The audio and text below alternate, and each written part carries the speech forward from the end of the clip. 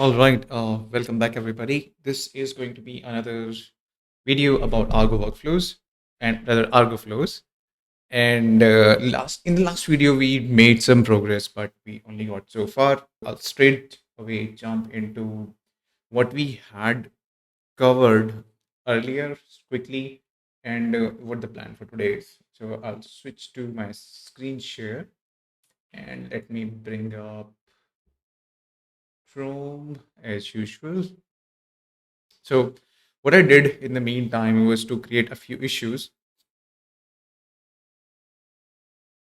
So lastly, we had implemented, if we quickly look at the commits. So we did implement an API example, which is used to call an endpoint, which I think it was version uh, info API. And yes, we were calling the version. Now you want to change it, or not change it, but make progress and be able to work on certain issues. So I did create an issue where I would. So lastly, what we were doing is, if I quickly show you uh, in config. So what we had is to be something like APIRs. APIRs. So what we were doing is getting the token from the environment variable, and we generate config something like this. And this is not the best way, in my opinion. I would like to change it, and that is where we are going to start today. I did create an issue for the same. Uh, I did think about it, and I think it was just 11 minutes ago that I finally created an issue. I prefer to have something of the sort where I do config.builder and then pass a bearer token to it so that I finally have a config created for myself. This is the idea, and let's start building something and code it. Obviously, I do plan to share things as much as I can with you, but recently I've noticed that we are not making a lot of progress. So what I'll do, I'll talk less and do more, and I'll probably speed forward, fast forward the whole process of doing it. And whenever I feel like I should talk to you, I will stop and talk to you. So I'll move it back onto the other window, and let's start coding.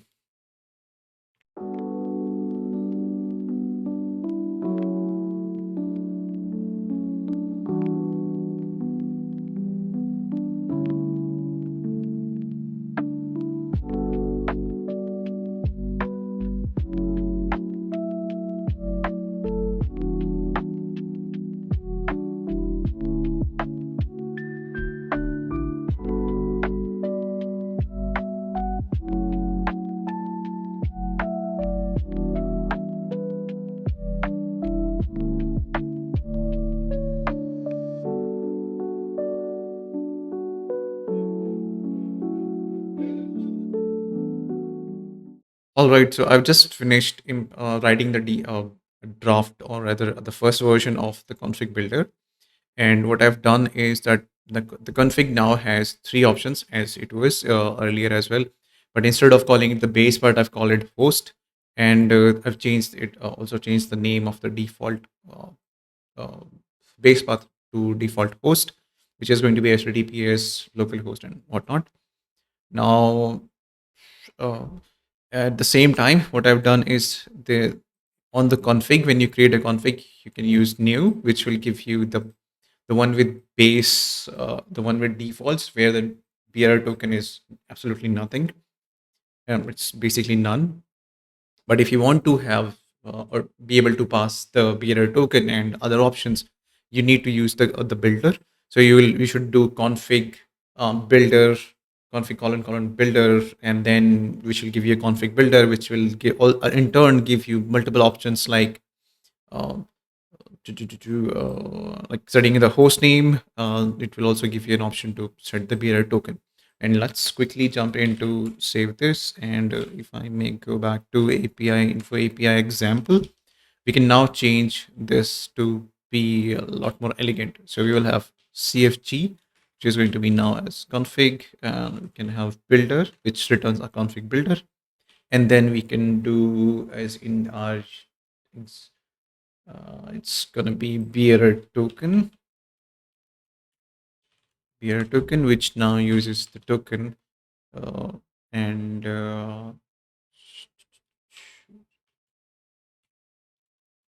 and ultimately what we need is to be able to build it, and that should give us a client. Yep. And this is returning an error. Why is that? Oops. Okay, and that should do. That should give us a quick client. And okay, I don't have Docker running, so let's quickly run Docker.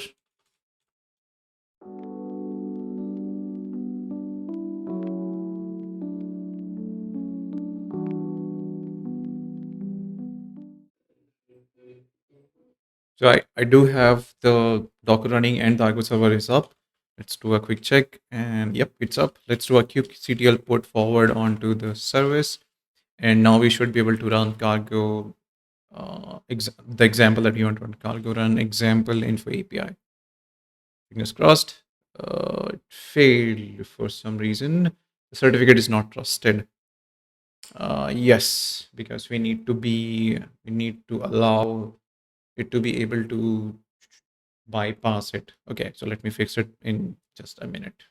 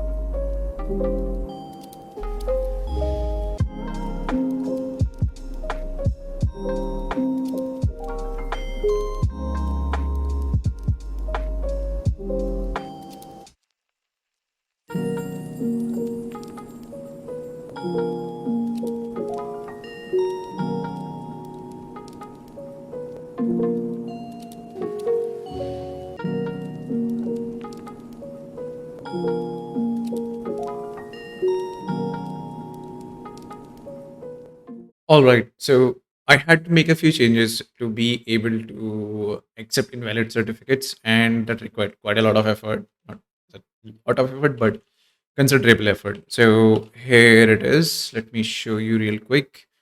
Uh, in fact, let me show you whether it's working or not. So if I do a cargo run example info API, it does work at the moment. Show you real quick. Let me create a PR, and then I should talk to you a little bit about what I've done.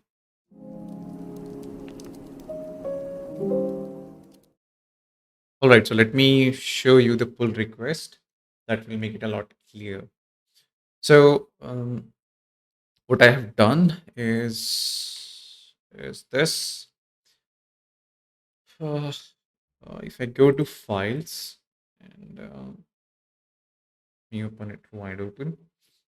In the config, what I have done is created a config builder, which now has a few more fields so that I can hold all the inputs that a user is providing. And ultimately, when the time is right, when the user wants me to build it, I just build the client config. Now this does return a result instead of earlier it was I was trying to return a config, but that does not make sense because the creating the client might fail, and ultimately what we want to do is build a return instead, uh, a result instead. So this is what I've done. Otherwise, the PR is kind of straightforward, and yep. So the change now looks something like this in the in the example that we have, you create a client using config builder, and this config is actually coming from Argoflows config. So you have config builder bearer token you can pass in, and then you also can do explicitly ask for, just allow invalid certificates. So you can use that. And probably we should also tell the user that, by default we host on HTTPS, but we can do it later as well. So this is done, and ultimately now you can do something of the sorts, like config this, and that. So you can expect, because it's a result. So we are doing an expect. If it fails, it will just panic and crash the program or crash our example. Otherwise, it will just give us the config, and then rest everything remains the same. I had to change a little bit in the info API itself, because earlier we were using base path and now we're using host. So that looks good. At least this one looks good. I'm sort of doing the review of the PR. This looks okay as well to be. This looks okay. I did think about something when I was building this. I almost forgot what it was. I did think of something that, this one should add as a, that I should create a ticket about this, and like create a ticket as a an issue about this, and I almost forgot what it was. The error is going to be request error, because we are building a request client, and if it fails, it should be fine. I think, yeah, now I remember. So at the end, it would be nice that it probably would be nice to just have a sort of error, maybe a wrapper around this result. Maybe, I'm not 100% sure. Would the value, so as a general practice, what happens is, if your error type is going to be a fixed type, you could wrap result into a specific E, or generic over T instead of E, because your E is now going to be a constant type, or a fixed type, not a constant type, but a fixed type. So that is something for future, but I'll, as of now, just go ahead and merge this, or, let it stay. I'm going to stop here and let it soak in for a bit, because I want to make sure that if anything comes to my mind, I can change it. And otherwise, we can merge it when we record the next session. So I'm going to stop here. It's almost 2 p.m. So I'd prefer to have lunch. So, yep, I'll, I'll switch to the myself window. And if you're watching this and you think that there could be something in the PR that could have been done better, feel free to visit the PR. It will be in the under the closed sections, but put out a comment, and or maybe you can comment in the video and in the comment section. And I would like to discuss and maybe implement something that you think would be better to do this in this case. For any suggestions, or feel free to create an issue if you would like. Uh, yep, that's it for now. Thank you. Bye.